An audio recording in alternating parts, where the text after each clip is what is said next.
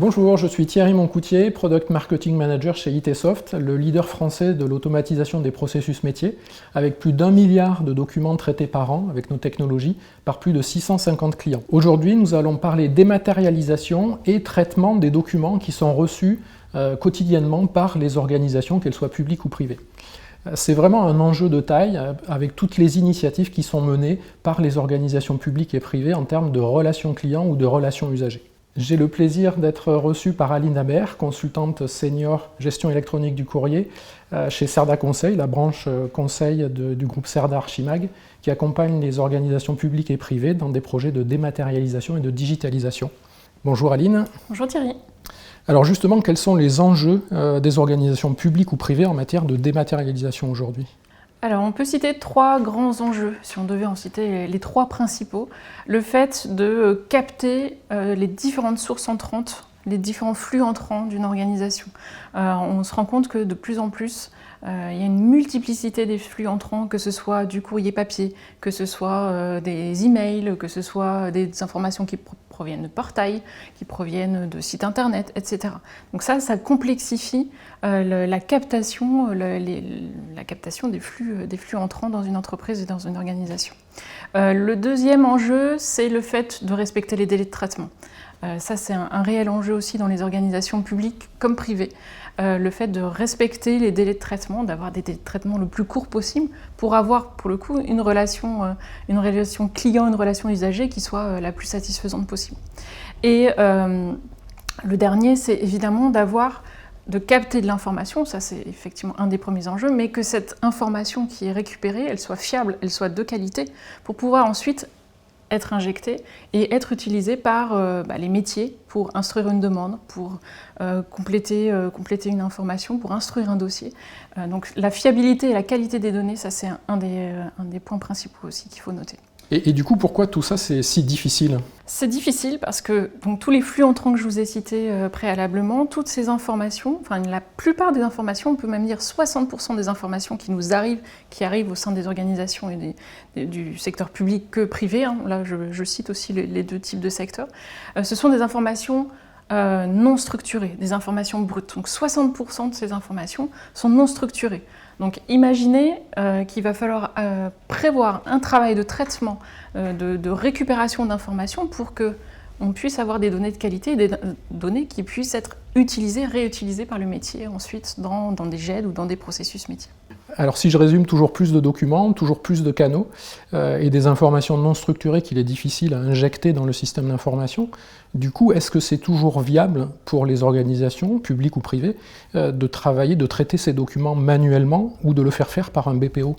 Malheureusement non, le fait d'utiliser du 100% humain pour faire du traitement des flux entrants, ça devient de plus en plus compliqué. Parce que ça a un coût très très important de mobiliser des ressources humaines, de les laisser avoir une compétence sur le long terme, ça c'est un point qui est assez important. Le fait aussi d'avoir des risques d'erreur, ça peut impacter les délais de traitement puisque... Voilà, l'erreur est humaine, un humain peut être dérangé, peut être focalisé sur autre chose et pas forcément concentré sur ce qu'il fait. Donc il y a un risque d'erreur, il y a un risque de mauvais contrôle ou de mauvaise qualité de la donnée. Donc ça peut se ressentir sur les différents enjeux qu'on a vus tout à l'heure, et avec un risque de mauvaise qualité finalement dans les processus métiers. Et est-ce que l'humain peut absorber les pics d'activité ? Malheureusement non. Ou pas forcément de la manière aussi souple qu'un ordinateur, qu'un programme informatique. Pour un programme informatique, il y a juste du paramétrage à changer dès lors qu'on reçoit une volumétrie beaucoup plus importante des documents, alors qu'un humain, il va falloir une adaptation du temps pour s'adapter à ce pic d'activité. Et est-ce qu'il y a des enjeux en matière de fraude documentaire ? d'après vous? Il y a des enjeux aussi en termes fraude documentaire, effectivement. De plus en plus, plus on va digitaliser de l'information, plus on va avoir des risques de fraude. Des petits malins, il y en a partout, donc on peut évidemment de plus en plus falsifier une pièce d'identité, une facture. Donc le risque de fraude est vraiment très important, d'où l'importance de se focaliser quand même sur la qualité des données, le contrôle et la fiabilité des données. Et c'est pour ça qu'on disait que le 100% humain, pour faire cette qualité des données, ce contrôle des données, c'est pas forcément l'idéal. Vous avez parlé de machines, mais c'est quoi automatiser ce traitement concrètement? Automatiser, c'est le fait d'avoir des informations brutes qu'on va passer du coup dans des différents traitements, ce que j'appelais les différents traitements dans des outils de capture, comme le vôtre par exemple, pour traiter ces informations brutes, les transformer, ces informations non structurées, et les transformer en informations structurées, où on va pouvoir récupérer les informations pertinentes pour le métier, pertinentes pour l'instruction de la demande, de l'instruction du dossier, et l'injecter ensuite dans une GED, dans un processus métier, dans des applications métiers, et pour pouvoir la réutiliser immédiatement sans avoir besoin de retraiter ensuite l'information. Alors au sein de Cerda Conseil, vous accompagnez les organismes publics et privés dans le choix, la sélection et puis l'implémentation de ce type de solutions d'automatisation du traitement des documents. Oui. C'est quoi les points clés sur lesquels il faut vraiment faire attention?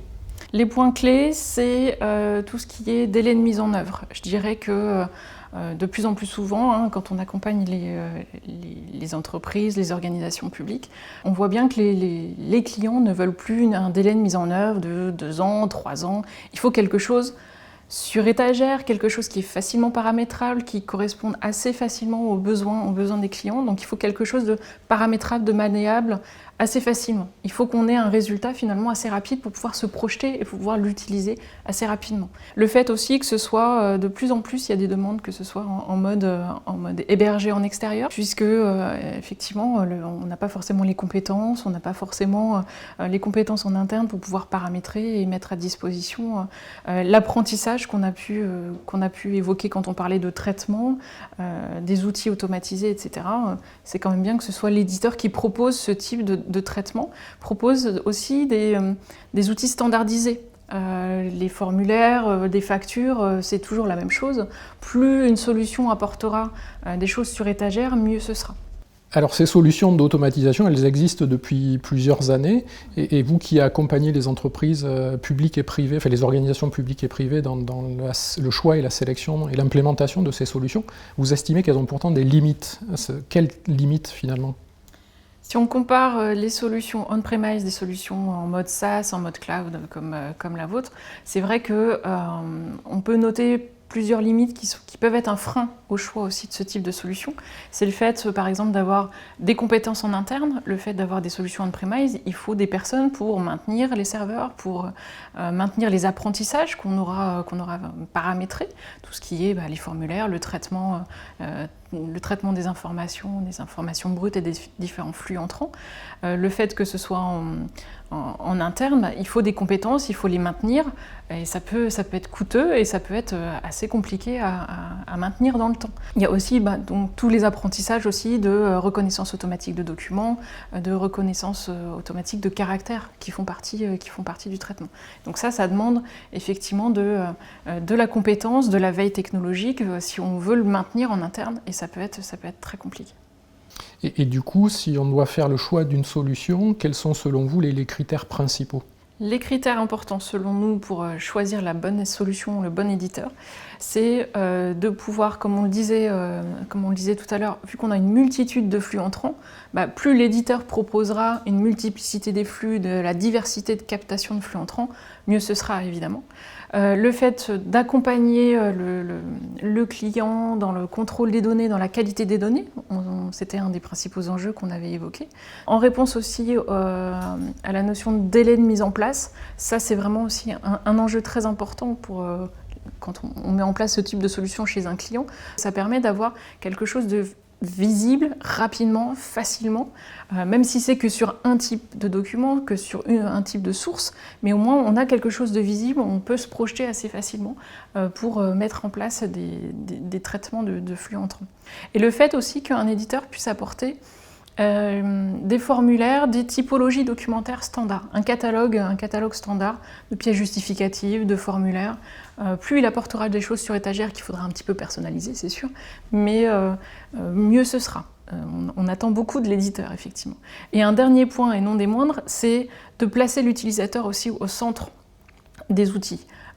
Si on a des interfaces qui sont très compliquées, qui ne sont pas faciles à prendre en main, s'il faut prévoir de l'accompagnement au changement sur 6 mois, 1 an, c'est pas l'idéal. Donc il faut quelque chose qui soit centré utilisateur, c'est vraiment important. Merci Aline d'avoir partagé avec nous votre expertise et puis l'expertise de Cerda Conseil en matière de traitement automatisé des documents entrants. Merci Thierry.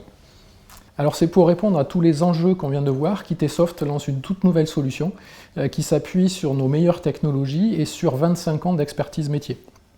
Streamline for Documents, c'est le service cloud de traitement automatisé des documents entrants le plus performant du marché, avec plus de 90% d'automatisation, le plus complet avec sa bibliothèque mutualisée de documents standards, enrichie et optimisée en permanence par les experts ITsoft, et enfin le plus simple et le plus rapide à mettre en œuvre puisqu'il ne nécessite aucun apprentissage, aucune expertise IT dédiée et aucun paramétrage. Si vous voulez en savoir plus sur Streamline for Documents, n'hésitez pas à cliquer sur ce lien ou à nous retrouver directement sur itsoft.com.